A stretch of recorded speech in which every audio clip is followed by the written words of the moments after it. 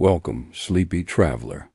You've arrived at the edge of a quiet mystery, a place where fog wraps around forgotten rails and time steps softly. Let your eyes grow heavier as we begin a slow unraveling, one whistle at a time. Detective Ellery Fenn stood at the edge of the platform, watching the mist gather over the rails like it had been waiting for him. The sky above Winder's Halt was the color of old ash, with clouds stretched so thin they looked like fabric left too long in rain. The sign creaked overhead, Winder's Halt, Est, 1881. The lettering was nearly gone, like it had decided to forget itself. Fenn tightened the strap on his bag and stepped forward. The planks beneath his boots groaned. A bird startled from the rafters and vanished into the mist. The platform was empty, and the silence didn't feel peaceful. It felt paused, as though the world had taken a breath and forgotten to exhale. 3 weeks earlier the letter had come. No return address. Just faded ink on soft, yellowed paper that read, "Come to Winder's Halt. The train that never came still whistles at midnight." He'd read it aloud, hoping it would make more sense that way. It didn't, but still, it pulled him. Not with urgency, but insistence. So with no current cases and little to explain to anyone, he packed his bag and followed the long route.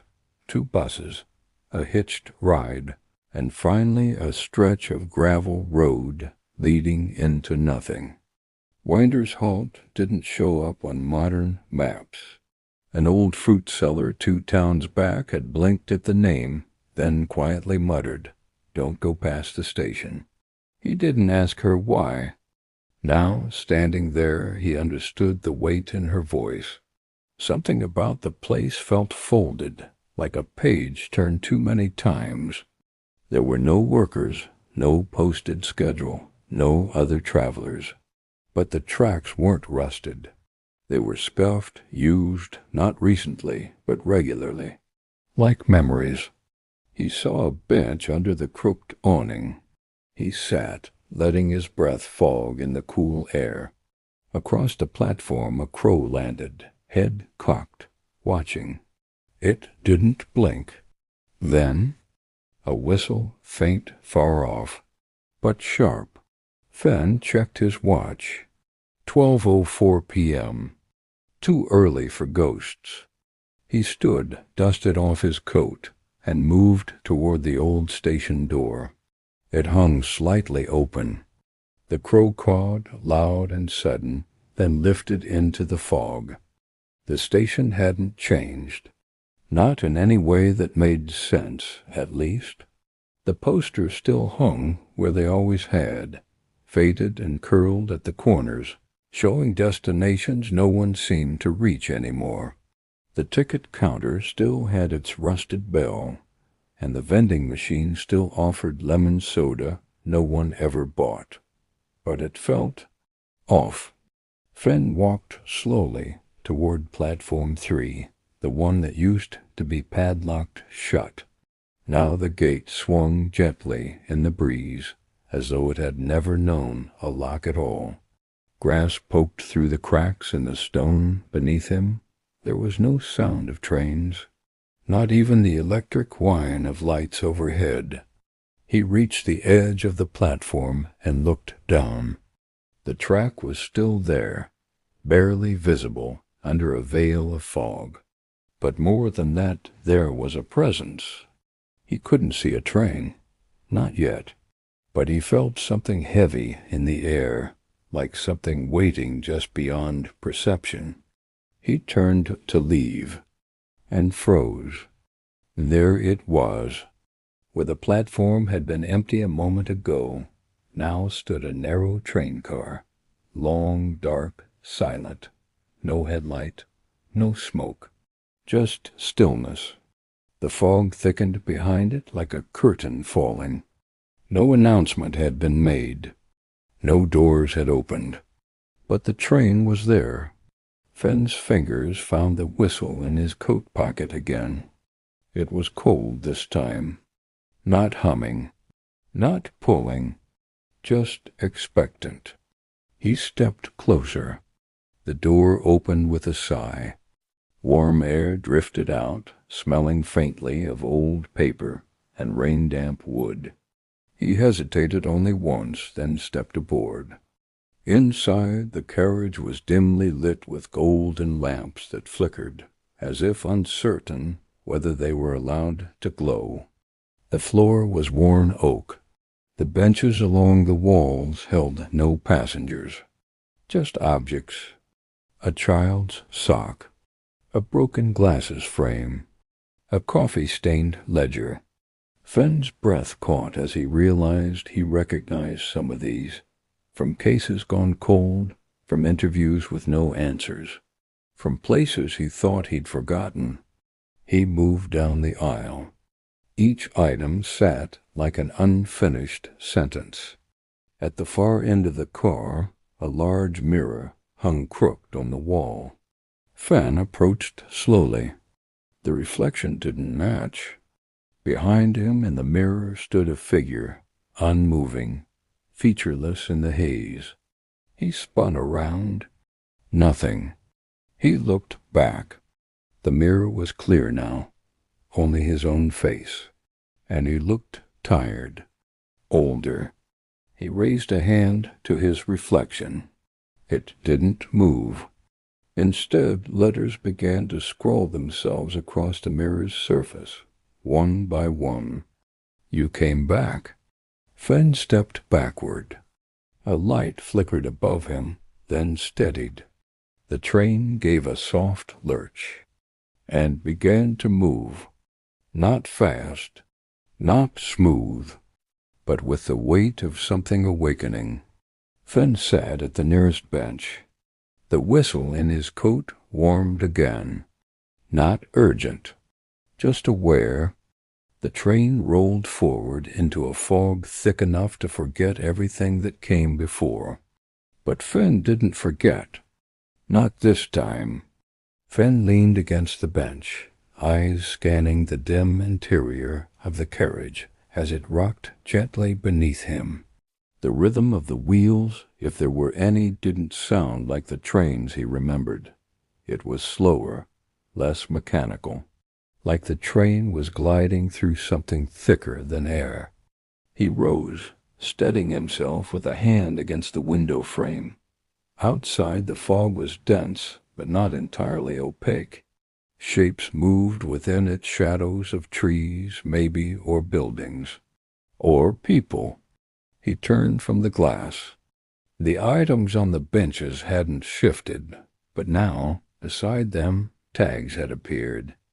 Not price tags, not labels, just names. Not the names of owners, the names of those who never came back. Thomas J. Roll, Ledger, March 12th. Unnamed child, sock, found beneath bridge. Mrs. Lena Voss, glasses, left in apartment. Fenn moved slowly through the car, running his fingers lightly over the faded fabric of the bench backs. The names kept coming, and then his own. Near the far corner, barely visible in the soft gold light. Ellery Fenn, Case 417D, evidence retained. No object lay beside it. Just a space. He crouched slowly, examining the tag again. There was no date, no other mark, just the name. His own name, in his own writing. It wasn't possible. Case 417D had never been logged. He never solved it. Never even fully began it. It was a case that came to him through whispers of file with no folder. No signature, just a single page slid under his door years ago. A woman's name, Elia Rowe, and a place Mara Hollow. Abandoned line. He'd meant to follow it. He hadn't. Now the name sat with the others, as if the train had been keeping track long before he had. He reached into his coat and pulled out the small notebook he always carried. Its pages were well worn, some curled, many stained with coffee rings and station ink. He flipped to the page where he jotted down Elia's name. Still there, but the ink was smeared now, as if it had wept. The train jolted once, almost shyly. A soft bell rang above the door at the far end of the car. It opened. A narrow hallway stretched forward, glowing faintly with light from an unseen source. Fenn didn't hesitate. He stepped through. The air changed. Cooler. Cleaner. The sound of wheels beneath him became more distinct. At the end of the hallway, another door. This one made of old brass, its surface etched with spiraling lines, some mathematical, others more like tangled handwriting. He placed his hand on it. The door swung inward, and the next carriage was unlike the others. It looked like a waiting room, but older. A fireplace crackled quietly in the corner. Chairs lined the walls, all empty, except for one. A woman sat with her back to him. Long hair, dark coat, hands folded neatly in her lap. She didn't turn as he entered, but she spoke. "I thought you'd never follow it." Fenn's mouth went dry. "Elia?" She stood slowly, turned, and her eyes, though unfamiliar, knew him. Elia didn't smile. She didn't move toward him either. She stood beside the fireplace, calm and composed, her silhouette outlined by the soft flicker of a fire that gave no heat. Her presence was a quiet sort of gravity. Fenn stepped into the room, the brass door easing shut behind him. The chairs lining the walls were all empty, save one. Coats were draped over each, some folded, others carelessly tossed. He looked at them and saw familiar shapes, detective coats, all worn like his own. "You didn't follow the first time," Elia said softly. Fenn's throat tightened. "I wasn't ready." She tilted her head slightly. "You were tired." He glanced around the room again. The air was warm but unmoving, as if time didn't breathe here. Elia?" he asked. "What is this train?" "It's not a train," she said. "Not like the ones you used to board. It's more like a place where things settle when they've been carried too long." "Memories?" he asked. "Regrets," she corrected. "Moments that never knew where to land." He stepped toward her. The fire crackled, but he could see through its center like it was only pretending. "I followed the case eventually." "Your case." She didn't reply, just watched him. "I remember the page," he continued. "The one slipped under my door. Your name, Mara Hollow. The line no longer in service." She finally nodded. "You thought you ignored it, but it followed you." He looked toward the coat nearest him, brown, lined with dark red stitching. On the collar, a badge, dusty, as if it had been placed there and never moved again. "I've seen others like these," he said. She motioned to the room. "They're all yours, in some way. Cases, names, people who were never solved, only carried." He opened his notebook. A page had curled itself open, one he didn't remember writing. It showed a spiral with no center. "Are they gone?" he asked. "Not gone, just resting." A soft bell rang above them. The fireplace flared blue for an instant, and a door appeared on the far side of the room. Elia stepped back. You have to go through alone." Fenn hesitated. "Will I see you again?" "You've always seen me, just not when you were trying to." She turned toward the fire. When he blinked, she was gone. On the chair where she'd stood was a folded note. He picked it up and read. "Let it stop ringing. You don't have to answer every time." He folded it carefully and tucked it into his coat. Then he moved to the next door. Beyond it, another carriage, this one lit by soft lanterns. Framed photographs lined the walls. Every face stared back quietly, some known, some not. Every one of them had once been a case, and Fenn walked among them, letting each pair of eyes meet his, without needing to explain a thing. Fenn moved through the photo-lined carriage slowly, each face holding him longer than the last. Some were blurred by age, others sharp and hauntingly clear. A boy at a train crossing, a woman at a rain-specked window, a man with his eyes closed mid-step, as though frozen in a moment no one remembered to finish. There were no captions, no dates, just images collected, curated, suspended. He stopped at a photograph of a young girl in a red sweater. She stood beside a train station bench, holding a balloon string with no balloon at the end. Her eyes were wide, but not afraid. She was the last person reported missing before Platform 3 was closed. He remembered her file, still unsolved, still open, though no one looked anymore. Beneath the photo, etched faintly into the wall, she waited past the last departure. He reached out and touched the frame. It was warm.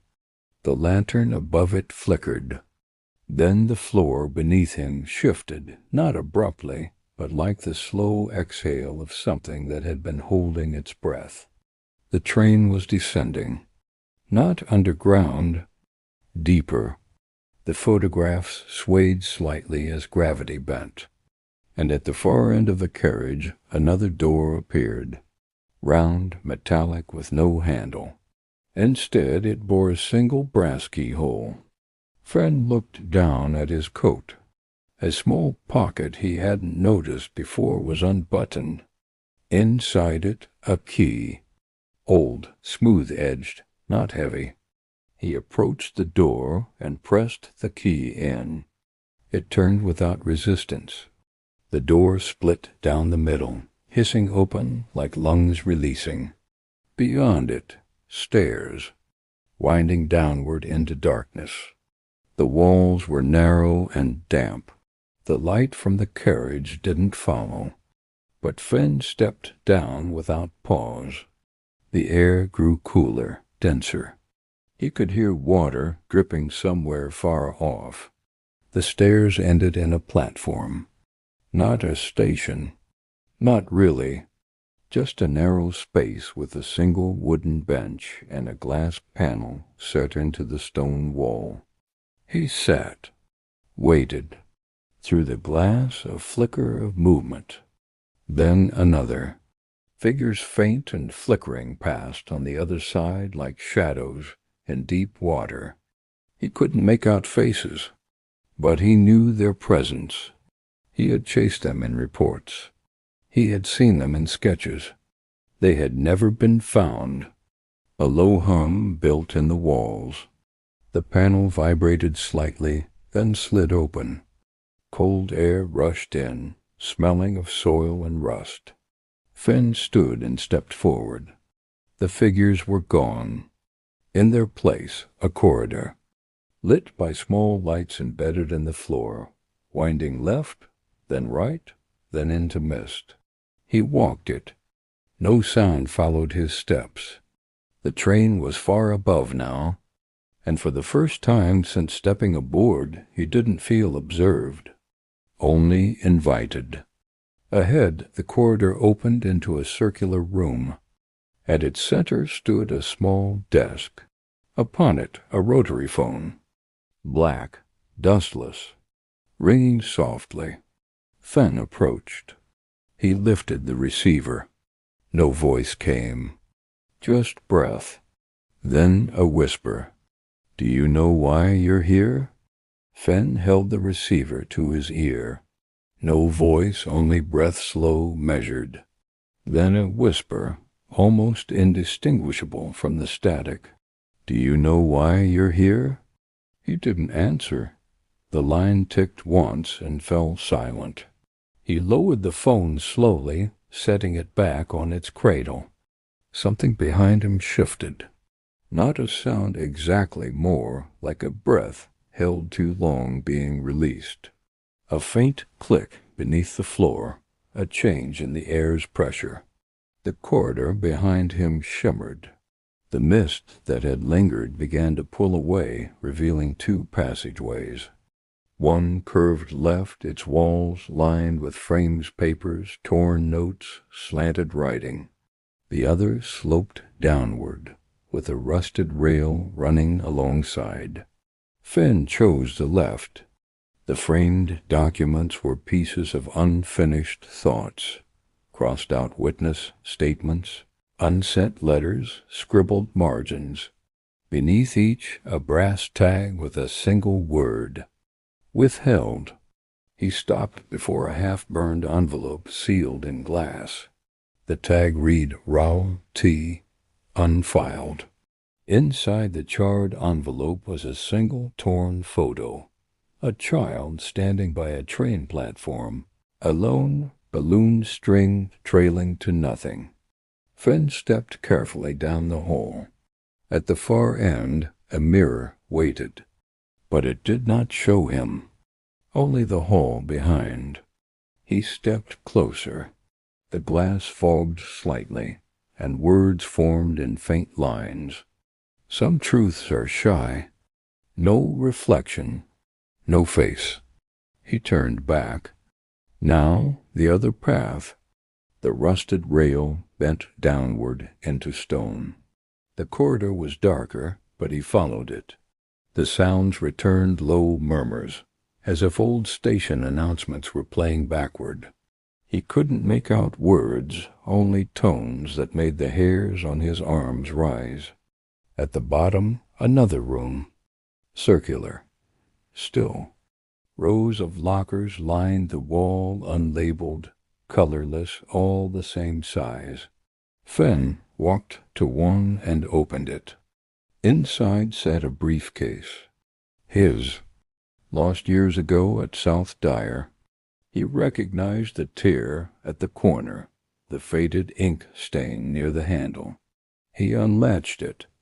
Inside a file, typed, his own handwriting scrawled in the margins. No cover, only one page. At the top, unrecorded incident, 3:14 a.m. His heart caught. The time matched the frozen station clock. He remembered the moment, not a case, but a noise, a sound he'd heard in his sleep that night. A whistle. He hadn't followed it, hadn't even stood up, just turned over. Now the file had found him. He tucked it back into the briefcase, closed the locker, and turned. Another archway had appeared. Beyond it, another platform. The air here smelled faintly of ash and pine. A lantern flickered near a crooked bench. An old station clock ticked softly, then froze again. 3:14. The exact time he had always ignored. Then he heard it again. The whistle. Not loud. Not desperate. Just meant. For him. Fen didn't move at first. The sound of the whistle still hung in the air soft, steady, as though it had waited just for him to hear it clearly. The clock on the platform remained frozen at 3:14. The lantern by the bench gave off a weak amber glow, casting shadows that didn't belong to anything present. He stepped forward, one slow footfall at a time, until he stood beside the bench. Something lay on the seat, a notebook, small, unmarked. He picked it up and flipped it open. First page. If you've reached this platform, you've already started leaving. Second page. A pencil sketch of a hand reaching out, the other holding a whistle. No faces, no labels. He turned the rest of the pages. Blank.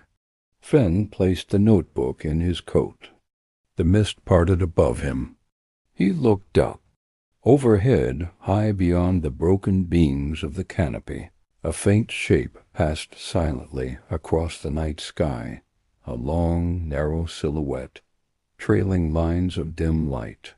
It resembled a train, but it floated as though unburdened by weight or direction. Then something fell from it. Not debris, not paper. A small rectangular shape drifted downward, catching the lamplight. Fenn reached up and caught it. A train ticket. One side blank. The other side bore a tiny symbol of a half-open door, delicately embossed in silver. Then ink began to bloom slowly across the blank side, forming a handwritten line. You missed it once. This is your return. As he held it, a shadow moved at the far end of the platform. Not a shape he recognized, small, quiet, walking slowly through the fog. A child. Barefoot, oversized coat, eyes clear. They approached, but didn't speak. When they reached him, they looked up and asked, "Do you know where this train goes?" Fenn shook his head. "No," he said softly. The child smiled. "That's good. It only arrives for people who don't." They sat beside him. Neither spoke for a time. The lantern hummed. Then the child reached into their coat pocket and pulled out a smooth stone. They placed it between them on the bench. Fenn looked closer. Etched into the surface, 417D. His breath caught. The case number. The one that had haunted him, the one never filed. The one whispered between missing pages and forgotten leads. He didn't reach for the stone. He didn't need to. A sound grew in the distance, not metal, not steam, like a current building just beneath the skin of the world. Then a glow, not from a train, but from a structure approaching along the track-windowed walls, slow-moving, lantern-lit from within. It had no engine, no sound of brakes, but it glided to a stop in front of them, exactly at the bench. A door opened. Warm air flowed out. The child stood and looked at him. "Are you coming?" they asked. Fenn stood too. The stone remained, unclaimed. The child stepped inside. He hesitated, then followed. The interior was unlike any of the other carriages. It felt preserved, not aged. The walls were lined with narrow shelves, each one holding a single item, an object seemingly random, a shoe with a broken heel, a shattered watch, a worn-out map folded too many times. Each had a tiny papered tag tied to its thread. Fenn stepped carefully, eyes drawn to the strange arrangement. The child from the platform was already at the far end of the carriage, standing before a tall, circular window. The glass was clouded, but within it moved shadows, figures, trains, scenes that shifted like passing dreams. "This is where the left-behinds go," the child said. Fenn ran his fingers along the edge of a shelf. A pocket knife, a toy ring, a receipt with smudged ink, each one labeled in small, handwritten text.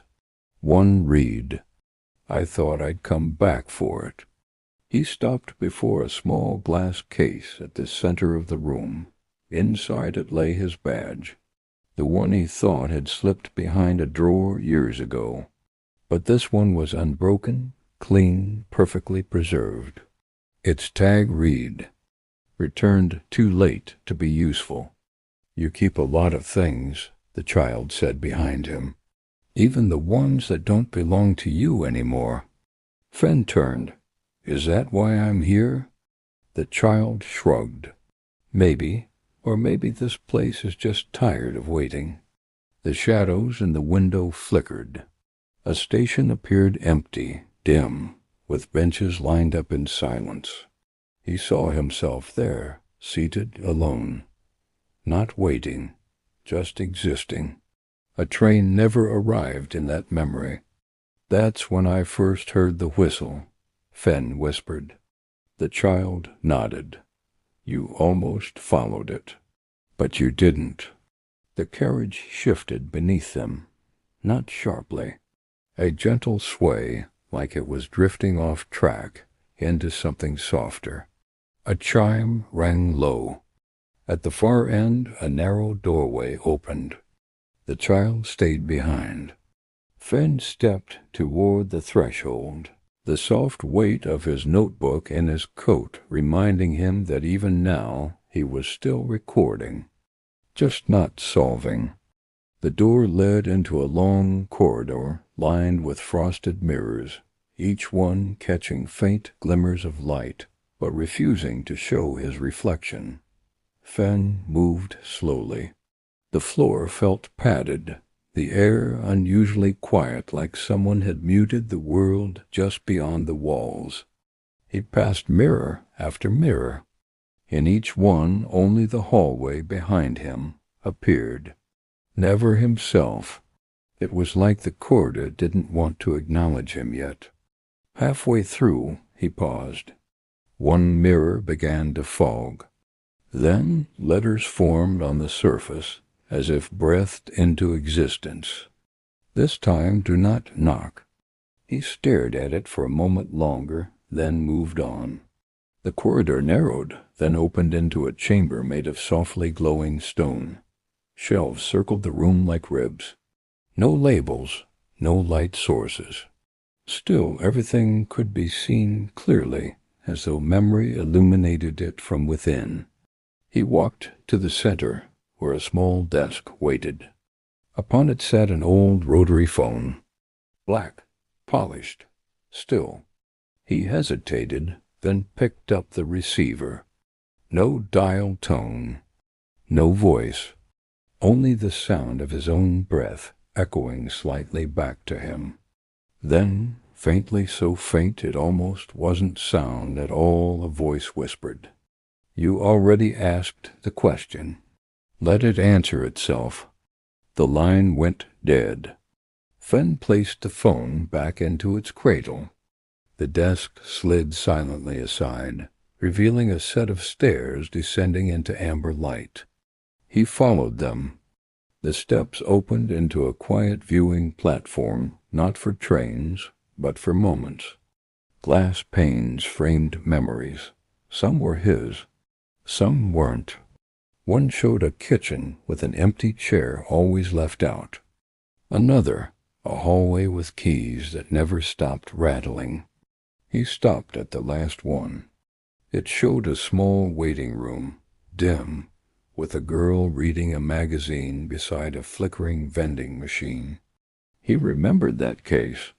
He remembered never solving it. Behind him a door clicked open. The door led him into a narrow carriage bathed in golden light.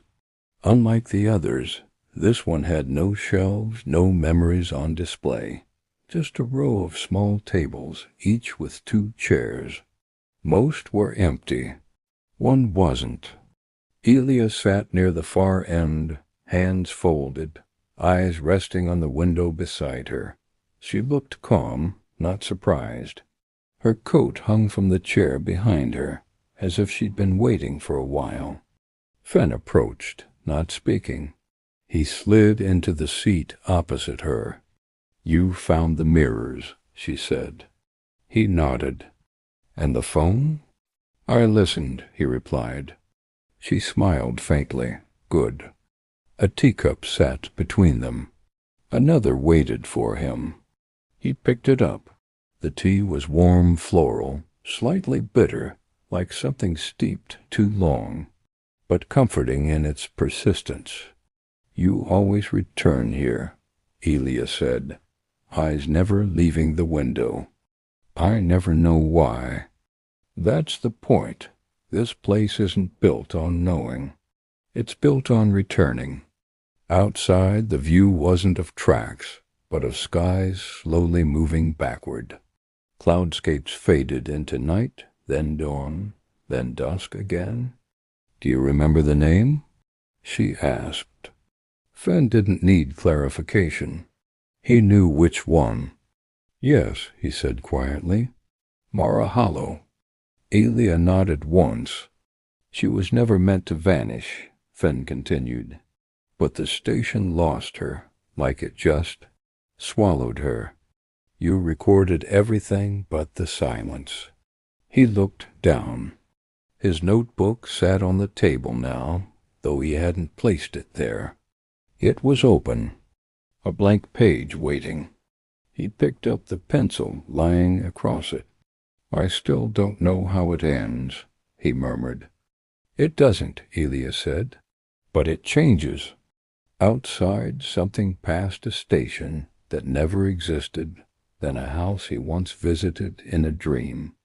Will I wake up after this? He asked. She didn't answer. Instead, she placed something on the table between them. A folded ticket. Old, slightly frayed. Fen opened it. No destination. Only time. 3:14. He folded it again and placed it in his coat. The carriage began to slow. Far ahead, another platform appeared dim, quiet, unfamiliar. Elia stood. You don't have to step off, she said. I think I do. This time she didn't follow. The carriage door opened with a soft sigh. Fen stepped onto the platform alone. It wasn't a station, not in the traditional sense. No signage, no benches, no schedules posted anywhere. Just a low stone floor surrounded by mist, and a single lamppost humming quietly above. He looked back once. The golden carriage was still there, lights dimming slowly. Elia was gone. The train pulled away without a sound, and he was alone. For the first time since the journey had begun, there was no immediate direction, no voice, no child pointing, no object waiting to be found, only the platform and the mist curling inwards like it was curious about him. He waited. Sometimes things arrived only when stillness was offered. After a few minutes, something emerged, a staircase built directly into the air, barely visible unless watched directly. Each step glowed faintly underfoot, forming as he moved. He ascended, not up into sky or ceiling, but into something else, a place between. At the top, a door stood open. Beyond it, a room he remembered but couldn't place familiar, in the way forgotten memories are, soft around the edges. It was a waiting room. Old carpet. A coat rack with one hanging umbrella. A buzzing clock stuck at 3:14. He walked to the center and stood beneath the clock. It ticked once, then stopped again. Beside it, a wall-mounted speaker crackled gently. A whisper filtered through. Not quite speech, just the shape of one. Fen closed his eyes and listened. It wasn't asking him anything. It was remembering something through him. When he opened his eyes, the room had changed. Now it was filled with chairs, all empty, except one. A figure sat with their back to him, coat draped over the shoulders, posture too still. Fen approached. The figure turned slowly. It was him, older, eyes closed, holding a notebook. "I stayed," the figure said without voice. Fen didn't respond. He placed his own notebook beside the other and turned away. Another door had opened. Beyond it, fog again, and the sound of tracks returning. The door led him back to a platform, but not the same as before. This one was elevated, narrow, built from warped planks that creaked with every step. It stretched in both directions without end, suspended above a field of fog. No rails, no stations, just a long, thin passage between two everywheres. Wind moved gently across it, carrying fragments of sound footsteps, pages turning, the long sigh of a train breaking far in the distance. He walked forward. The fog below pulsed with rhythm, like an unseen engine humming beneath the world. Then he heard something behind him, a soft, dragging noise like something being pulled. He turned. A suitcase, sitting alone, old, scuffed, the kind used by station clerks decades ago. He approached it carefully. His name was stitched onto the handle, but he had never owned it. Not in this life. He knelt, pressed the latches, and opened it. Inside, files. Dozens of them, each marked with familiar case numbers, some long closed, others still technically open. But in every folder there was a missing page, always the final one. He flipped through them faster now. Each one ended mid-sentence, each one unresolved. He recognized the handwriting in the margins. His, but altered, changed by something else. He pulled one folder out and turned to the last page. Instead of a report, there was a photo. The child with the oversized coat, standing beside a door marked with chalk symbols. Fen blinked. The same child who had guided him. He reached deeper into the suitcase. One last envelope remained. Plain, unmarked. Inside, a single key. Rusty, still warm. He held it a moment. Then the platform beneath him shuddered. A whistle, faint but present, passed beneath the fog. He looked down but saw nothing. Just a brief glint of light, like the reflection of a train no longer bound to track. A shape formed ahead a door standing in the middle of the platform with no walls to support it. The key pulsed gently in his hand. He approached. The door was painted deep blue, the number carved into it. 0. He didn't knock. He placed the key into the lock and turned. It opened without resistance. Beyond the door was a corridor made entirely of whispers. Not walls, not light, just sound. The voices didn't speak words. They formed shapes, the outline of rooms, the soft curve of corners. Footsteps, repeated and faint, created the illusion of a floor. Fen stepped in. With each movement, the corridor adjusted. Voices pulled back to make space, hushed further to let him pass. It felt like walking through memory, as though the air itself had once known him. Ahead, the whispers converged into a threshold. He passed through and found himself inside a train car. But this one was empty, no seats, no fixtures, just windows. Through them he saw not landscapes, but recollections. Not his alone, countless others. A girl skipping stones beside a station. A man holding a letter too tightly. A conductor standing in an empty hall, watching no one board. The windows played them in loops. Not stories, moments that never became them. Finn walked down the length of the car until he reached the far end. A narrow bench waited there. On it, a coat that resembled his own, and folded neatly beneath the collar, a note. He opened it. Sit for once, not to wait, but to rest. He sat. The hum of the train, not mechanical, but organic, grew louder, as though the very idea of movement was preparing to begin again. He closed his eyes. He wasn't tired, not really, but the kind of stillness in this place asked for quiet. And then a shift.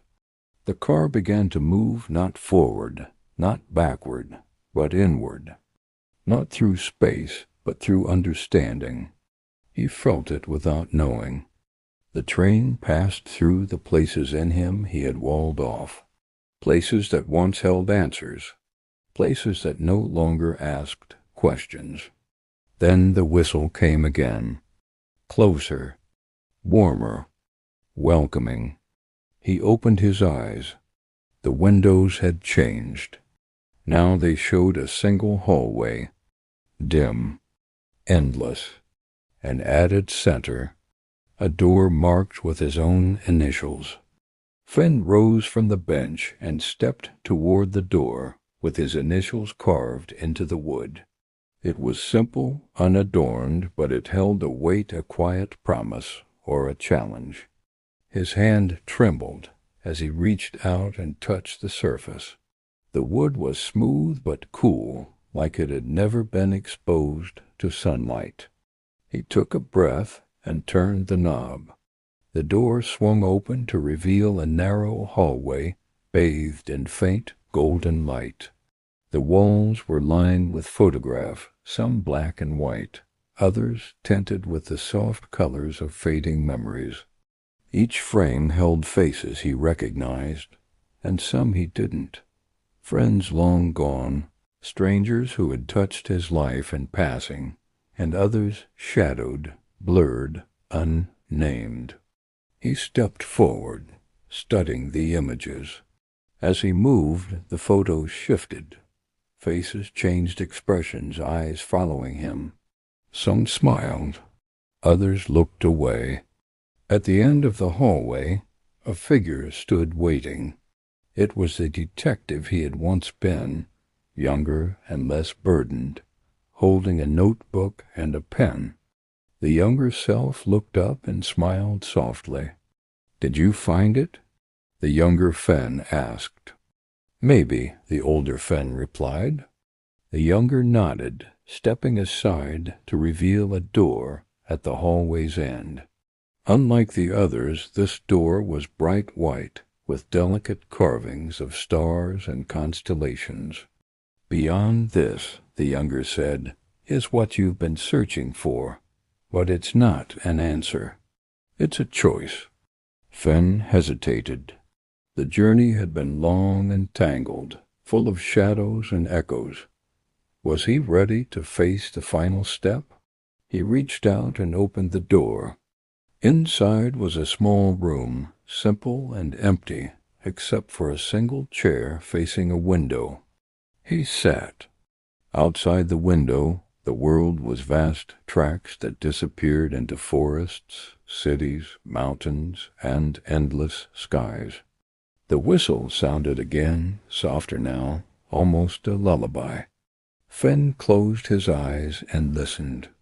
The journey was not over, but for the first time, the path forward was his to choose. Fenn sat quietly in the chair, feeling the soft weight of stillness settle around him like a fog.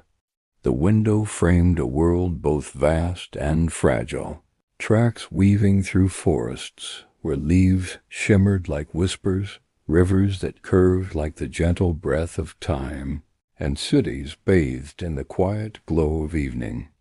The whistle he had heard so many times echoed faintly in the distance. Not a warning, not a call, but a steady heartbeat beneath the silence. He breathed deeply and let his mind drift. Memories surfaced, not just his own, but fragments of countless lives stitched into the rails of that endless journey. Faces of strangers, moments of loss, hope, fear, and joy. They were the invisible passengers aboard the train he traveled, each carrying stories that refused to be forgotten. He thought of the child on the platform, barefoot and waiting, the notebook filled with empty pages, the badge returned too late, the suitcase with missing files, the mirrors that never reflected his face, the phone that whispered not to ask again, all pieces of a puzzle he had tried to solve. But the puzzle had changed. Now it was less about finding answers and more about acceptance. The window began to ripple like water disturbed by a stone. Shapes emerged, doors opening and closing, paths diverging and converging, whispers folding into silence. Fenn's gaze soft. He felt the weight in his pocket, the stone etched with 4170 warm against his palm. A presence entered the room, not seen, but felt, like a gentle exhale. The voice of the journey spoke without words. "You have come far." Fenn nodded. "I'm tired." "Then rest. But remember, the track is endless. So is the choice." He closed his eyes again. The chair cradled him. Time blurred. He did not know if minutes or hours passed. When he opened them, the room was empty. The window showed only a dark sky scattered with stars. Fenn stood and walked to the door. It was the same door he had opened moments ago, but now it led somewhere else. Outside, the train waited silent, waiting. He stepped through. The journey continued. Stepping outside, Fenn felt the cool night air brush against his face. The train stood still on an empty track, its darkened windows reflecting distant stars like scattered eyes, watching silently. The whistle had long since faded into the background, replaced by the rhythmic clack of his own footsteps on the gravel. He walked alongside the train, noticing details he hadn't before: the rust on the door hinges, the faint scent of old wood and oil, the soft hum from the engine that seemed almost alive. The platform stretched endlessly ahead, wrapped in shadows and mist. As he neared the front, the train's headlight flickered on, casting a narrow beam that cut through the darkness, revealing a single figure waiting at the track's edge. It was the child. Barefoot, oversized coat, eyes clear and steady. The child smiled gently and held out a hand. Fenn hesitated, then took it. Warmth spread through him, anchoring him to the moment. Together they stepped onto the train. Inside, the carriage was quiet but welcoming, lit by soft lanterns that swayed gently. The child led him to a small compartment where a window looked out onto a star-filled sky. "This is where the journey truly begins," the child said. Fenn looked out, mesmerized by the endless expanse. "Where are we going? To where the tracks end or begin depending on your view." He thought of all he'd seen, the platforms, the missing files, the unanswered questions. "Will I find what I'm looking for?" "Maybe," the child replied. "Or maybe you'll find something better the piece to let go." The train started to move, slowly at first, then gaining momentum. Fenn felt the gentle rocking beneath him and closed his eyes. Memories flashed, faces, places, echoes of footsteps. He felt lighter, as though unburdened. The whistle sounded once more soft, distant, a lullaby carrying him forward.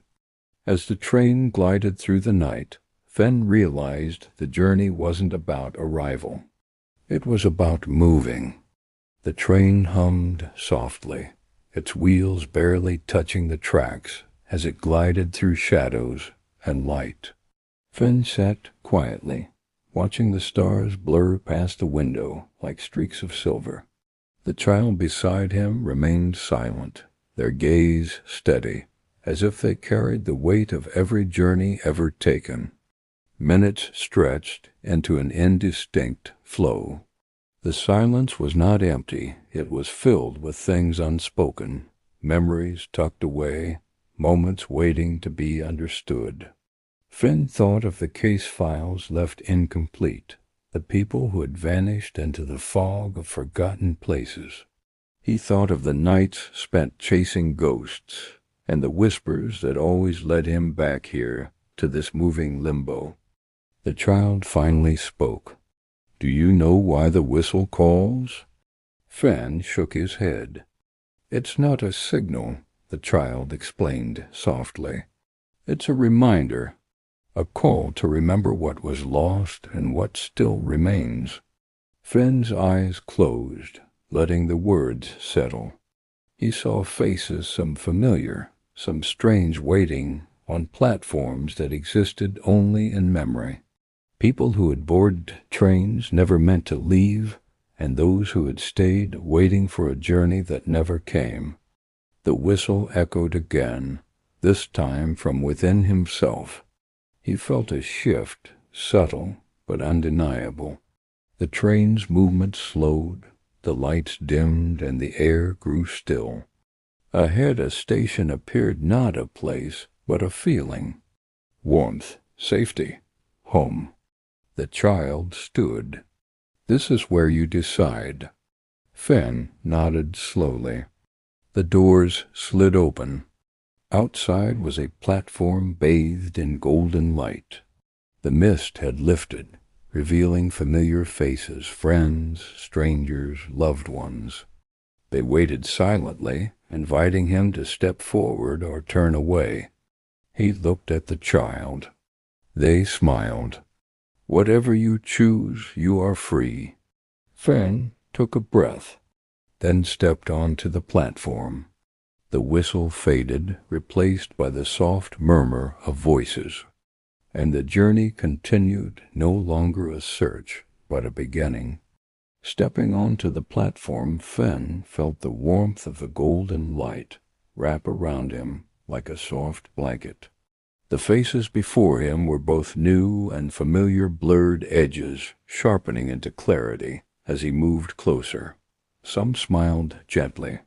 Others held quiet hope, waiting without words. The mist had vanished completely, leaving only the solid ground beneath his feet and the steady hum of life all around. He glanced back. The train waited patiently, doors open, ready for those who chose to continue. But here, on this platform, time seemed to stretch infinitely. A woman stepped forward from the crowd. Her eyes held a kindness that felt like a balm to Finn's weary spirit. "Welcome," she said softly. "You've traveled far." He nodded, unsure of what to say. Here, no questions need answers. No mysteries must be solved. Finn looked at the gathering, no urgency, no fear. Just presence. A child tugged at his coat, holding out a small box wrapped in faded paper. "Open it," the child urged. He untied the string carefully, unfolding the paper to reveal a whistle old, tarnished, but unmistakably the same one he'd heard throughout his journey. He raised it to his lips, but paused. The woman smiled. "It's not a call to leave. It's a reminder to listen." Finn lowered the whistle. Around him, voices began to rise, not loud, but a gentle chorus of memories and moments shared. Stories told without words. He breathed deeply, feeling the weight of years and the lightness of release. The child took his hand, leading him toward a small gate made of intertwined branches and flowers. Beyond it lay a garden bathed in twilight. Finn stepped through. The air was fragrant with earth and rain, the sky painted with soft hues of dusk. He looked back once. The platform, the train, the waiting faces, they shimmered and faded. Ahead, the path stretched onward, inviting. The whistle echoed softly once more, not as a summons, but as a lullaby. Finn walked forward. The journey continued not as a quest, but as a quiet unfolding. The garden path wound gently through fields of low grass and swaying trees, each leaf seeming to hum with quiet memory. Finn moved slowly, savoring the strange peace that clung to everything here. The twilight sky above never darkened, never brightened, only held its soft colors like a canvas left intentionally unfinished. As he walked, wind brushed past him in soft waves. It carried scents of old pages, candle wax, and cedar reminders of places he couldn't quite name. Occasionally he passed benches carved from stone, each one empty but clearly used. Some still held the imprint of those who'd rested there before continuing. He reached a small pond, glassy and still. Beside it stood a man in a conductor's uniform. The man didn't turn to face him, but spoke gently, as though expecting him. "You've traveled far without leaving your seat." Finn stood beside him. "Sometimes that's the only way we can move." The conductor nodded. "This is the in-between. Few find it. Fewer stay." Finn gazed at the pond. Beneath the surface, scenes flickered. Not reflections, memories. Some were his, long nights at the precinct, a hallway echoing with unspoken goodbyes. Others were strangers, a child dropping a key into a drain, a woman waiting beside an unused phone. "All of them end here?" Finn asked. "No," the conductor replied, "but many pass through." From his pocket, Finn took the whistle. The conductor finally turned, eyes deep and steady. "You don't need that now," he said. Finn looked at the whistle, then let it fall into the pond. It didn't sink. It floated, and softly it whistled once without breath, without hand. A final note. The pond stilled again. The conductor stepped back, fading into mist with each footstep. Finn remained a while longer, then turned away. The path resumed ahead, now lined with lanterns. Each one flickered softly, casting light just far enough to see the next step. The track had long since vanished beneath his feet, but the journey was far from over. The lanterns marked the way forward, but they did not guide, only witnessed. Their flames barely danced, as if time itself had slowed to a hush. Finn followed the path in silence, his coat brushing against the tall grass that edged the trail. Each step felt lighter than the last, not because his body was less tired, but because the questions that had once weighed him down no longer demanded answers. The whistle's echo had disappeared entirely now. Only the gentle crunch of his boots on the dirt path accompanied him. Ahead, the terrain shifted.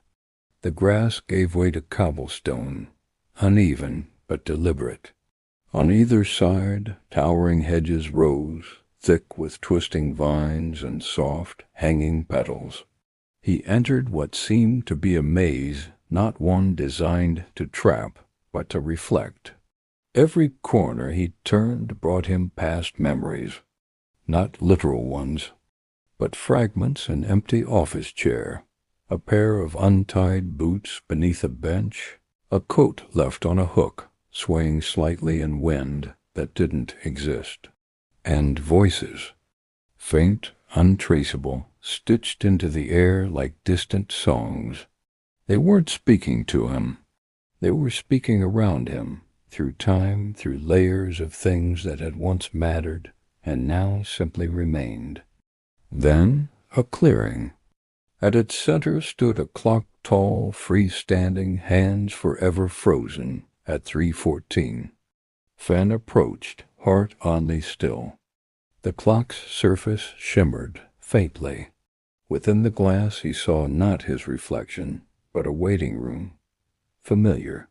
The one with the empty chairs, the broken vending machine, the woman reading a magazine who never looked up.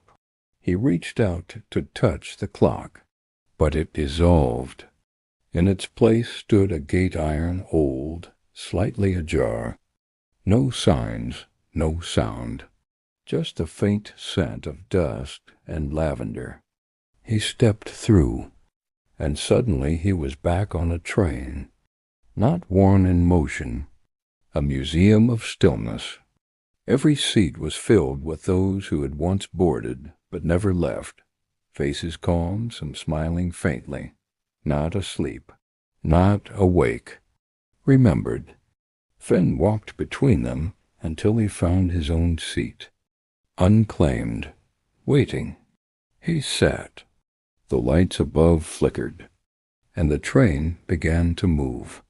Again, the train rolled on without sound, its wheels gliding over invisible tracks, as though memory itself was pulling it forward.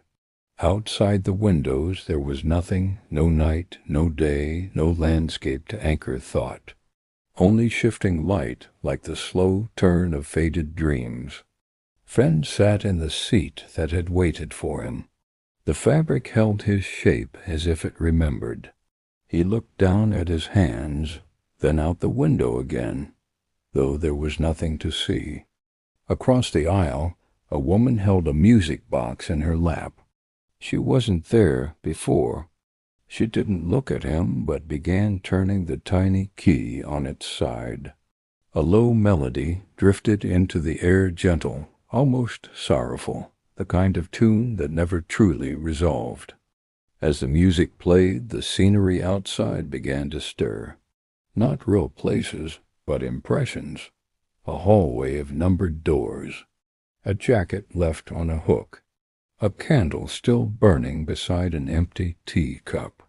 The train hummed gently beneath his feet, and Fen realized the movement wasn't forward. It was downward, deeper. Layers folded in on themselves. Carriages melted into one another, wooden, then metal, then glass. The music box slowed. He turned toward the woman, but she was gone. In her place was a small notebook, closed. Fen picked it up, his own handwriting, but unfamiliar entries. He flipped through the pages.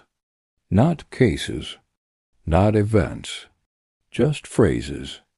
The fog isn't always hiding something. Sometimes it's just fog. I didn't lose the trail. I stopped needing it. The whistle never called me. I brought it with me. The last page was blank, but soft heat radiated from it. An invitation. He closed the notebook and stood. The train shifted beneath him. Another whistle sounded distant but warmer than before. He moved toward the next carriage. As he opened the door, wind rushed past him, not air, but memory unraveling. He stepped through, and found himself on the platform again. But now it was different. No mist, no watchers, just one bench, and a single mirror propped against it. In the mirror his reflection smiled. Not younger, not older, just whole. The bench was made of smooth, pale wood, the kind worn soft by rain and time. The mirror beside it stood without frame or backing, balanced as if by intention alone. Fen approached slowly, not out of fear, but with a quiet reverence. The reflection looking back at him was calm, eyes steady, mouth relaxed, not smiling in joy, but in understanding. He sat beside the mirror, letting the silence fold around him.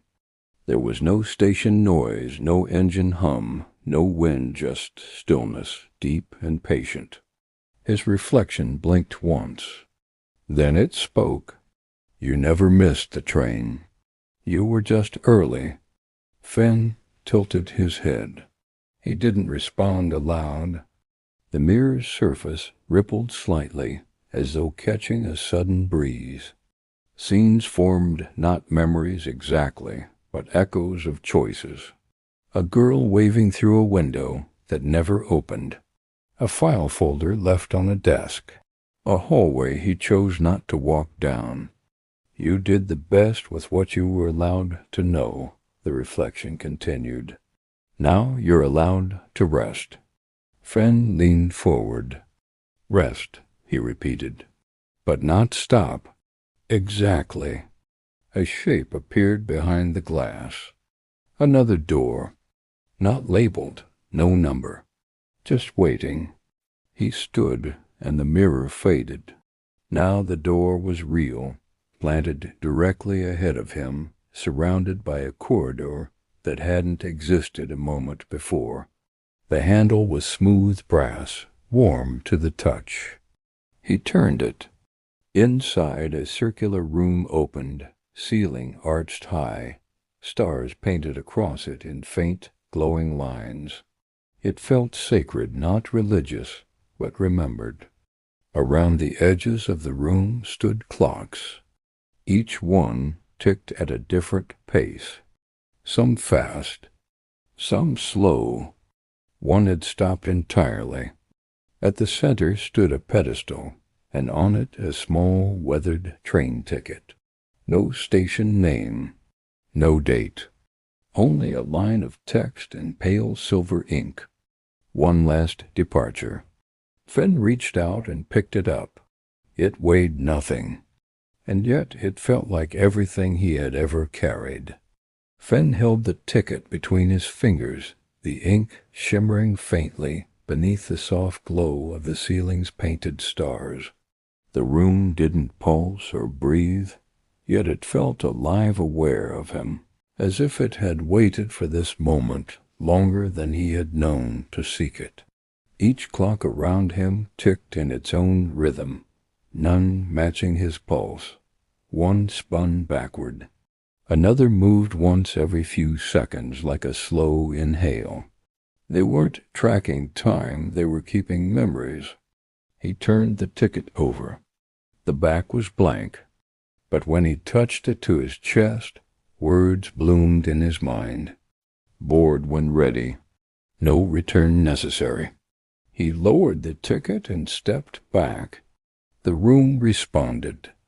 A low chime rang out from somewhere beneath the floor warm, not sharp. A nearby wall slid open with no visible mechanism, revealing a short staircase leading downward. He followed it. The stairs opened into a station unlike the others. The walls were covered in soft velvet fabric. Overhead, lanterns swung gently on unseen currents. The floor was patterned like a chessboard, black and white tiles, some glowing faintly. At the center of the platform sat a train, shorter than the others. Only one carriage. Its windows were dark. No conductor. No passengers. Just a single door, already open. He stepped closer, hearing no engine, no hiss of steam, only a deep quiet, steady and inviting. Inside, the cabin was round, a single seat at the center. No controls, no aisles. The windows reflected only the room itself. He sat. The door closed. A soft click. Then the cabin dimmed, and the stars outside began to move not in lines, but in slow spirals. He wasn't moving through space anymore. He was moving through something older, deeper. The whistle did not sound. It didn't need to. The journey now followed no track, no beginning, no end, only the space between. And Fen, for the first time, simply allowed it. The stars outside the carriage pulsed like lanterns in deep water quiet, measured, as though guiding something far older than a train. Fen sat alone, the single seat beneath him molded perfectly to his shape. It did not rock, it did not tremble. It held him as if it had always been waiting. He watched the slow swirl of starlight beyond the windows. Shapes moved within them, not reflections, not ghosts, but possibilities. He saw versions of himself walking paths never taken. A younger Fen who left the precinct early. Another who never picked up the notebook that started this search. One who simply stayed home on the night the whistle first called. Each vision faded before it could settle. A soft knock echoed through the small cabin. Fen turned. There was no door. And yet, another figure sat across from him now. It was Elia. She looked the same as before, calm and distant, her hands resting lightly in her lap. Her eyes met his with something between apology and approval. "You boarded," she said. He nodded. "I didn't know what else to do." "You didn't need to. You listened." The swirling lights around them dimmed for a moment, then brightened like the whole cabin had taken a breath. "Why are you here?" he asked. "Not to guide," she said, "just to witness." A pause. Some journeys must be seen through, even if we don't walk them together. Fen studied her. She looked real, solid, but the light around her shimmered slightly, like she was being remembered rather than present. "I lost a lot," he whispered. "You did," she agreed gently, "but not everything." She reached out not to him, but to the seat between them. A small envelope appeared. Fen picked it up. Inside, a photo of himself, smiling, not taken, not staged, just observed. In the background, blurred by movement, was a train. Empty tracks. Morning mist. Elia stood in the distance, watching. The image pulsed once with warmth. He placed it back in the envelope. When he looked up, Elia was gone, and the train continued on. The envelope rested in his lap, its contents humming softly, as though the memory inside wasn't quite finished. Fen leaned back in the curved seat, watching as the light outside deepened to a rich indigo. The stars no longer spiraled, they drifted, slow and free, like embers released from a long-cooled fire. The train's motion had shifted again. Not faster, not slower, just more certain. Fen closed his eyes briefly. When he opened them, the cabin had changed. The walls were now paneled with pale wood, warm to the touch, and the windows no longer showed stars. Instead, they offered glimpses of places he'd never been, an orchard drenched in golden afternoon, a shoreline where paper boats floated endlessly, a quiet library where no book had a title, but each one opened to exactly the page someone needed. He stood. The cabin door had returned, glowing faintly. He opened it and stepped into a corridor of doors. Each was different. One made of blue glass, another of rough stone, a third, soft fabric sewn together from coats and scarves and pillowcases. He ran his hand along them as he passed. They didn't open, not until he reached the last one painted the color of dusk, with no handle. It opened before he could knock. Inside was a small room, circular, and in its center, a fireplace without flame, yet warmth radiated from it all the same. On the far side of the room sat a chair, occupied. An old man, coat folded over his lap, sat quietly, hands resting atop a cane. He looked up. His eyes matched Fenn's. "You made it," the old man said. "I think I did." They studied each other. The lines in the older man's face weren't weary, but earned, mapped by choice, not chance. "Sit," the man said. A chair appeared behind Fenn. He did as asked. "This place," the old man said, "it's not the end." Fenn nodded. "It's the understanding." A moment passed. Then the man smiled. "You've got time still. The train hasn't stopped. Just paused so you could remember." The room began to fade, not dissolve, but simply fold itself away.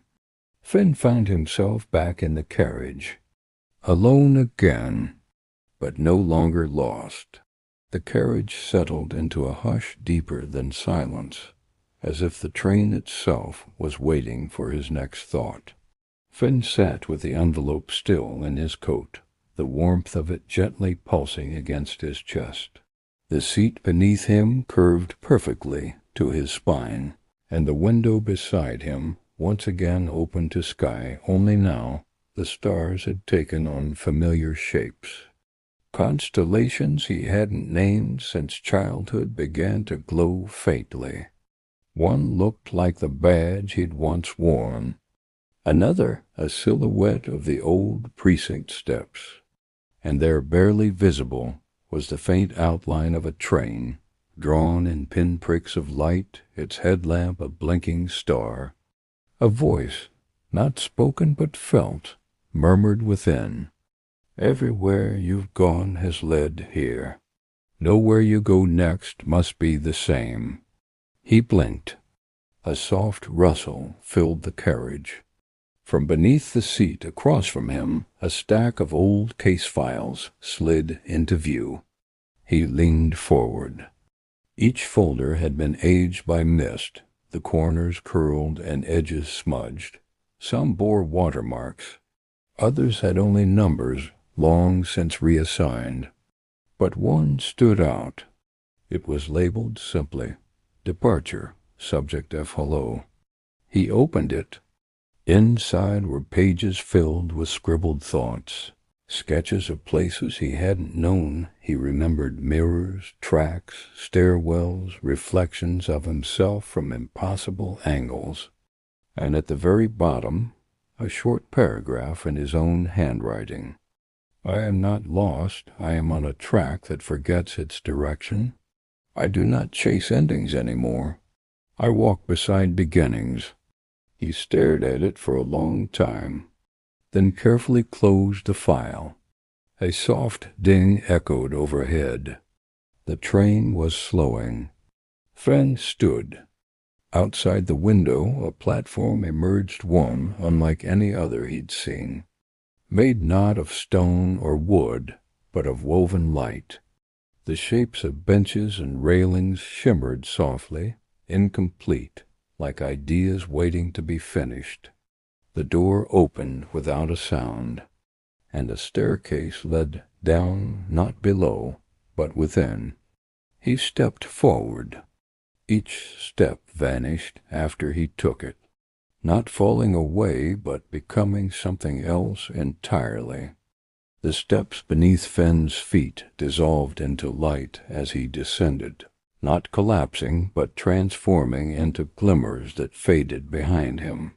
The deeper he moved, the softer everything became, edges blurred, colors muted to pale silver and deep violet. He wasn't falling. He wasn't climbing. He was entering. At the base of the stairs, the world opened into a vast chamber. It was quiet, but not empty. The floor stretched out like polished obsidian, reflecting a sky that didn't exist above them. Stars bloomed across it, slow and steady, pulsing in rhythm with some forgotten lullaby. At the center of the chamber stood a single table. Upon it, a pocket watch. Its chain curled delicately beside it like a sleeping creature. Fen approached. The watch ticked, but its hands moved erratically forward, back, then pausing as though uncertain. He reached down and touched it. The ticking stopped, and from the reflection on the black floor a scene rose into view. He saw himself young, confident, sitting in a cramped office late at night, case files spread across his desk. The air was filled with soft static. A phone rang once, then again. He never picked up. Fen leaned in. A third ring, and the younger him looked up suddenly, right at him. They stared at each other across the years, a pause stretching impossibly long. Then the younger version mouthed a word. Soon, the image vanished. The watch ticked once more. Fen left it on the table. Behind him, new footsteps echoed faintly. He turned. It was the child again, still barefoot, still wearing the oversized coat. "You're nearly through," they said gently. "Through what?" "The part that needs explaining." They offered their hand again. Fen took it without hesitation. Together they walked across the obsidian floor. No doors, no exits, but the stars beneath them rearranged into tracks, thousands of them, curving and looping, converging into a single point at the horizon. The child smiled. "You don't need to find your way." "Why not?" "Because now it will find you." Fen nodded and stepped forward. As Fen stepped across the track-shaped starlight, the surface beneath his feet began to shift. Each step left behind a faint imprint of warmth, like memory gently pressing into the fabric of time. The child walked beside him without speaking, their hands still in his light, but certain. The horizon ahead was changing. Where once there was only darkness, now faint outlines formed structures built from silence and suggestion. An archway grew taller with every step they took toward it, delicate as mist, yet firm in presence. When they reached it, the child released his hand. "This part," the child said softly, "you walk alone." Fen studied the arch. It was made of everything he couldn't name, moments unspoken, endings unwritten, and the deep stillness that follows truth. He nodded. Stepping beneath it, the light shifted. He now stood in a waiting room, not the one from before, but familiar all the same. The walls were lined with soft gray paneling. A ticking clock above the doorway didn't move. There was no receptionist, just a single row of chairs, and someone sitting in one of them. It was the woman from the mirror platform. She looked up as he entered and gestured to the chair beside her. He sat. "It's not a mistake to keep searching," she said, "even when the answers change." Fen looked ahead. A door marked with the number 0 flickered faintly. She continued, "Some wait forever, some bored too soon. But you." "I waited long enough," he finished. They sat in quiet agreement.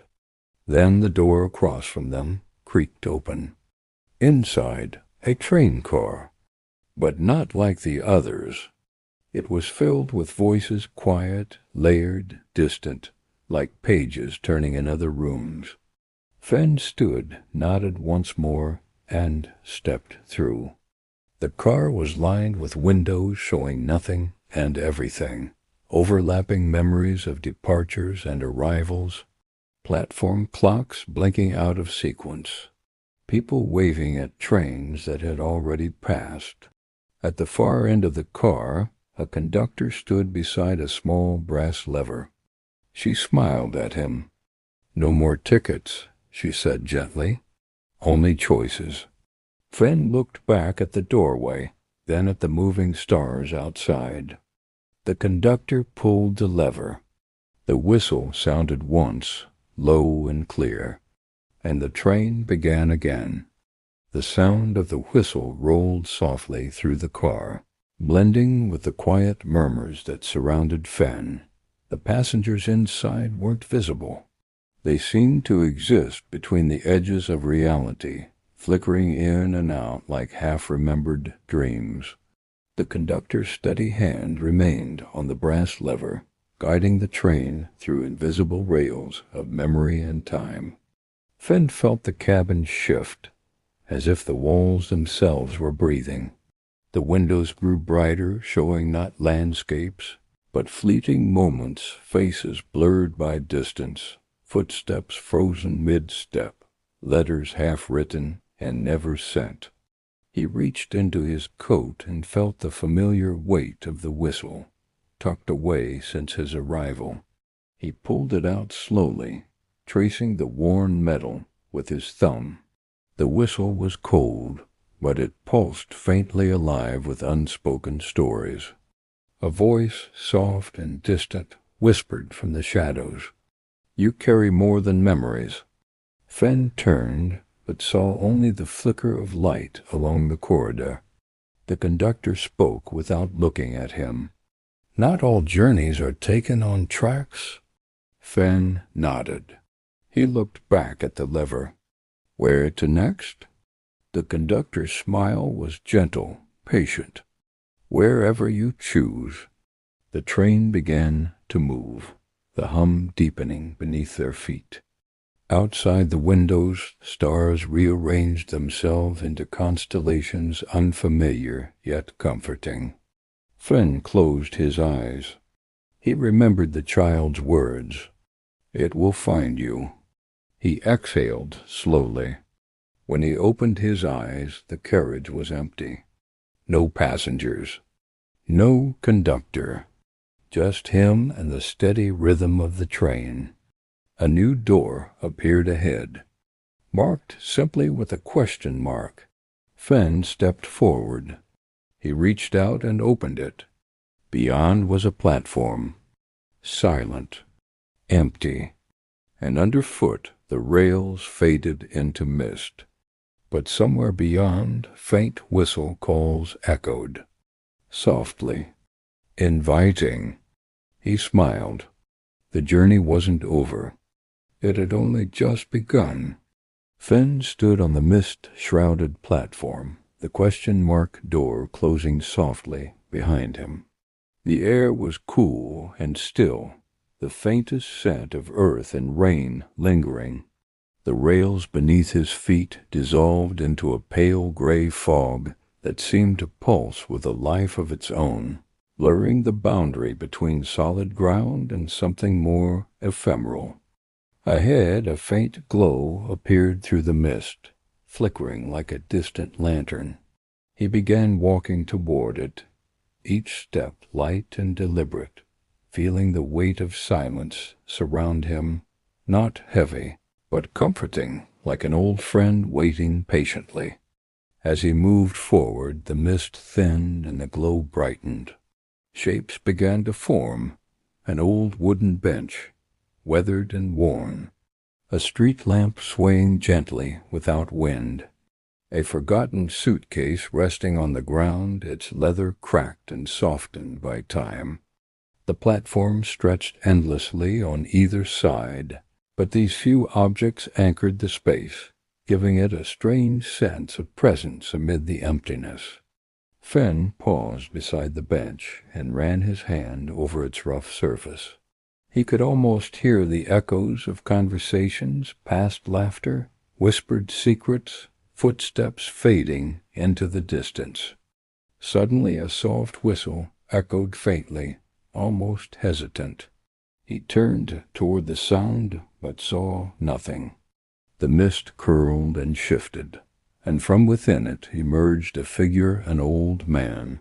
cloaked in a threadbare coat, his eyes clear and knowing. "Waiting?" the man asked quietly. Fenn nodded. "For what?" he replied. The old man smiled gently. "For the train that never arrives, or perhaps the one that always leaves." Fenn looked down the tracks, where nothing was visible but fog. "Do you board it?" he asked. The man shrugged. "Some do, some don't. It depends on the journey they need to finish." The whistle sounded again, clearer this time, a call both distant and near. Fenn took a deep breath, feeling the mist swirl around him. He stepped forward.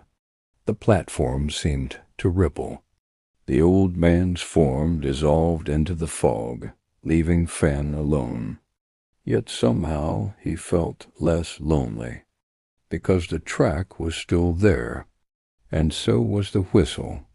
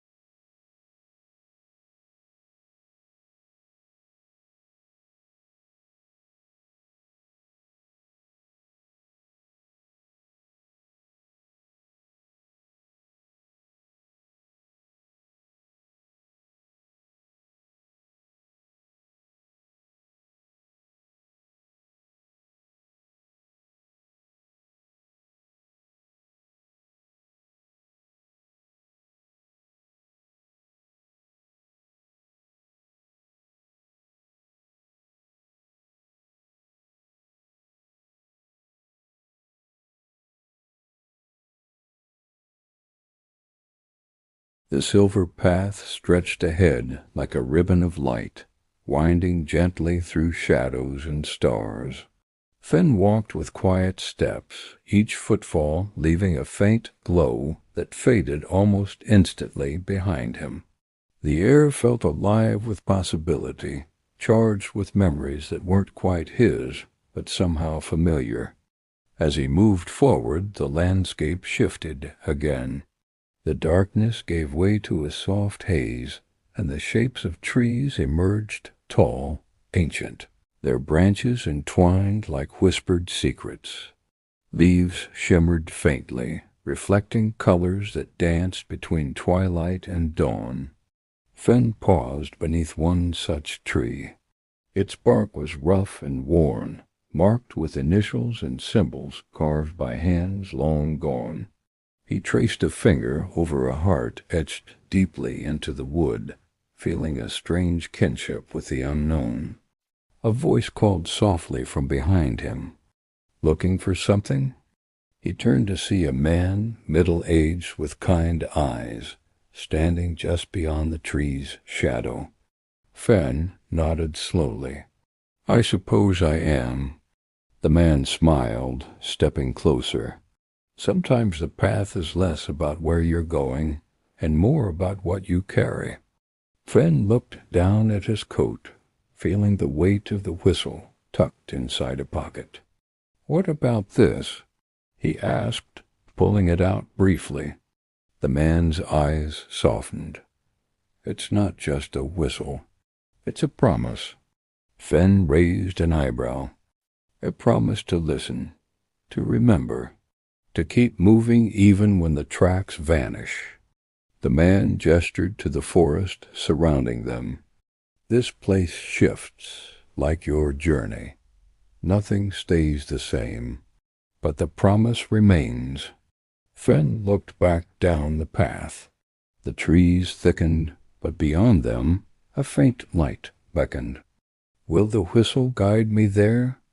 The man nodded. Always, but sometimes it calls you to stop and breathe, to be present. Fen smiled faintly. He tucked the whistle back into his coat. The man stepped back, fading into the shadows like a memory dissolving. Fen turned toward the light, each step lighter than the last, and the journey soft and endless continued.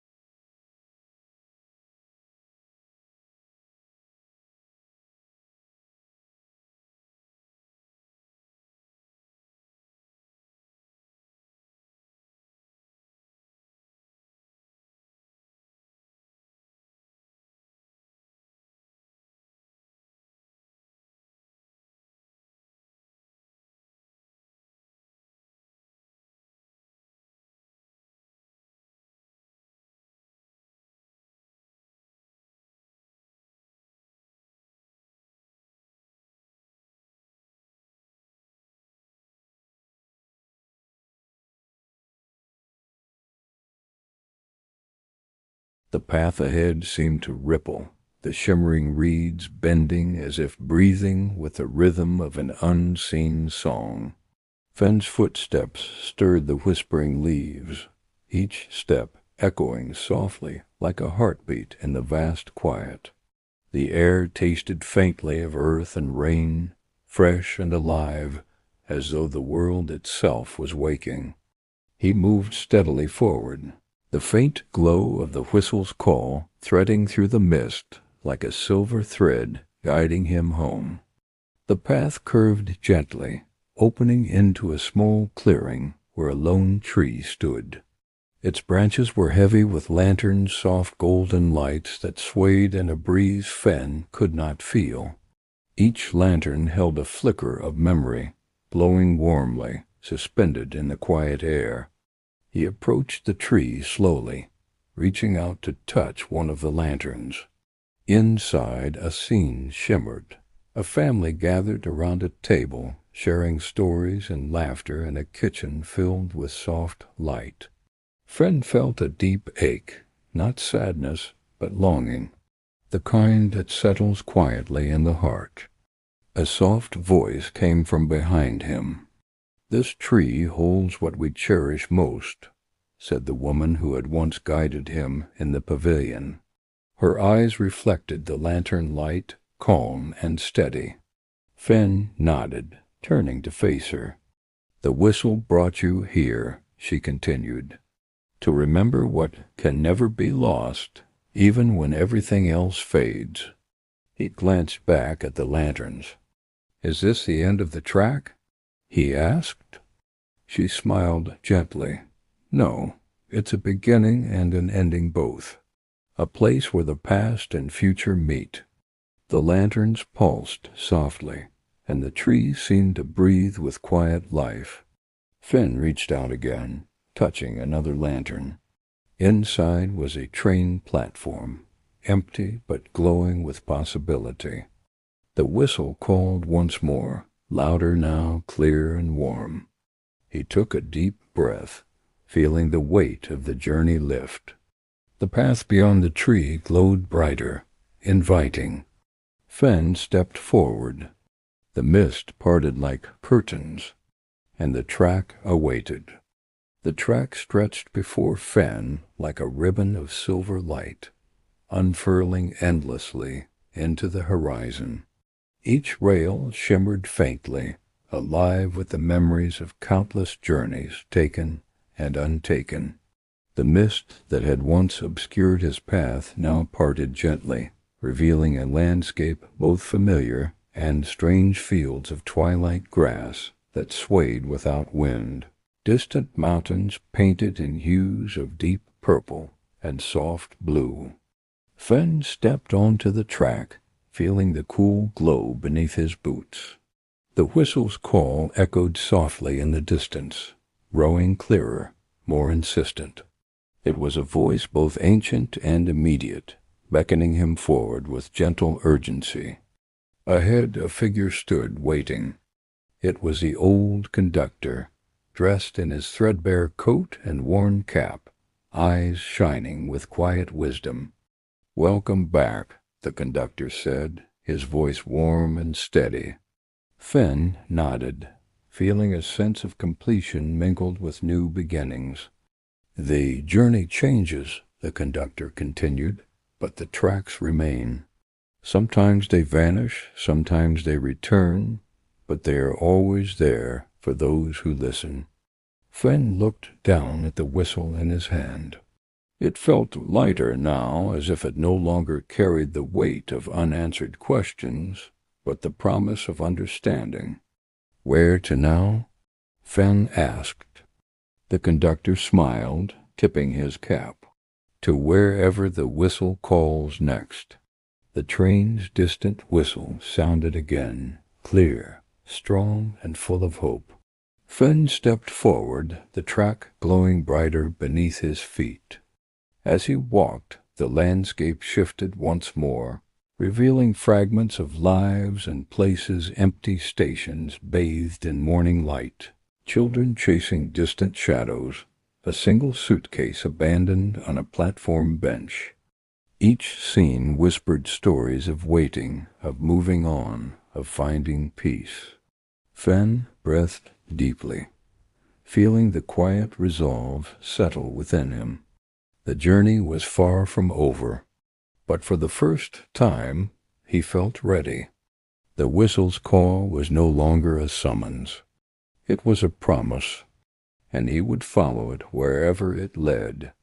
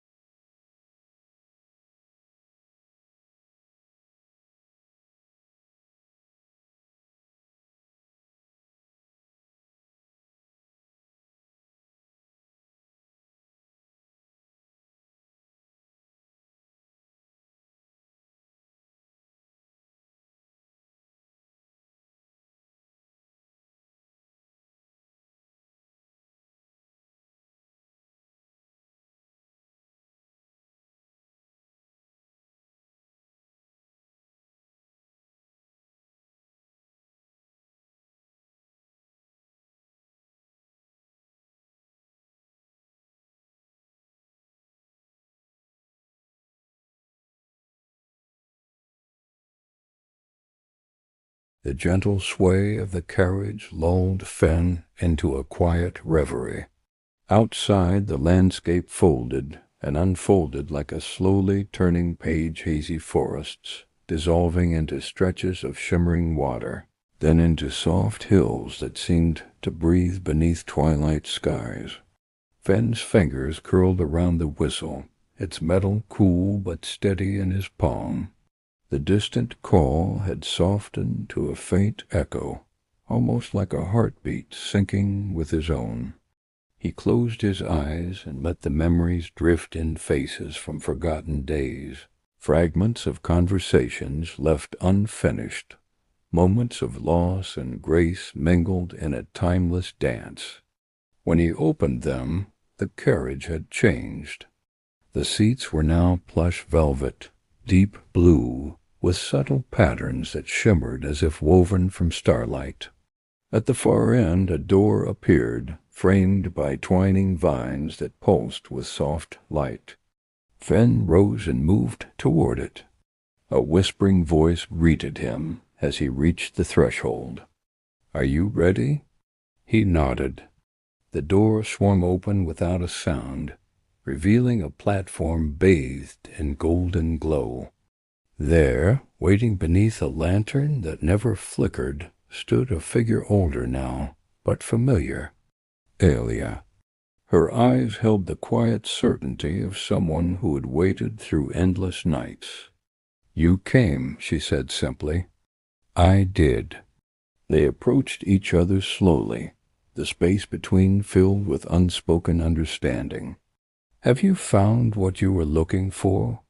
Finn hesitated and smiled softly. "I think I'm beginning to." Alia nodded. "This journey isn't about answers, but about acceptance." She reached out, taking his hand. Together they stepped onto the platform. The whistle sounded one last time clear, warm and full of promise. The train arrived, its wheels whispering on tracks woven from light. Finn felt the weight of the whistle lift, replaced by a quiet peace.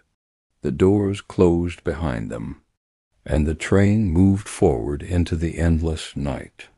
The carriage hummed softly as it glided forward, the rhythmic clatter of wheels replaced by a gentle pulse of light beneath the train. Finn sat beside Elia, their hands still lightly clasped, a calm settling over them both, as the stars outside traced silent patterns across the velvet sky. The train moved through places that felt less like destinations and more like moments, frozen fragments of time suspended in a delicate balance. He saw a marketplace bustling with shadows of people, laughter echoing faintly like a half-remembered song. Then a quiet street lined with closed shops, their windows glowing softly with warm amber light. Ilia's voice broke the silence, soft and steady. "This journey isn't about where you go," she said. "It's about who you become along the way." Finn nodded, feeling the truth in her words ripple through him like a slow wave. The carriage dimmed slightly, and the windows transformed.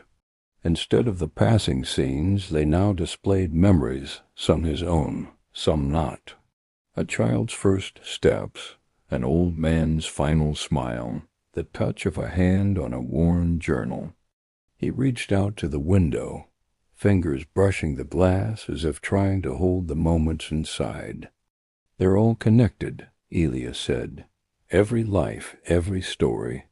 The whistle calls because it remembers." A faint whistle echoed through the carriage, softer this time, more like a gentle breath. Finn felt warmth spread from his chest, the weight of the journey lightening. "Will it ever end?" he asked. Elia smiled, eyes sparkling with quiet wisdom. "Only when you're ready. Until then, the whistle will call, guiding, reminding." The train slowed, approaching a platform bathed in silver light. The doors opened smoothly. Outside waited a crowd faces both familiar and unknown, each carrying their own stories, their own journeys. Fenn stood heart steady. He stepped onto the platform. The whistle sounded once more, a clear note that lingered in the air like a promise. And as the train pulled away, Fenn understood the track was endless, but so was hope. The platform beneath Fenn's feet was both solid and fluid, a shimmering threshold between what had been and what could be. Around him, the faces of those waiting shimmered some known, others strangers woven from dreams and memories, all carrying stories that stretched beyond time. He moved through the crowd slowly, feeling their silent welcomes and quiet farewells. The air was thick with the scent of rain and earth, the taste of moments lost and found. Each step echoed softly, a gentle rhythm beating in time with the distant whistle that still called him onward. At the edge of the platform stood a figure cloaked in shadows, hands folded calmly before them. The figure stepped forward as Fenn approached, revealing a face both familiar and new, a mirror of himself, worn by years and softened by understanding. "You've come far," the reflection said, voice like a quiet wind. Fenn nodded, words caught somewhere between past and present. "This place," the figure continued, "is not an end, but a crossroads."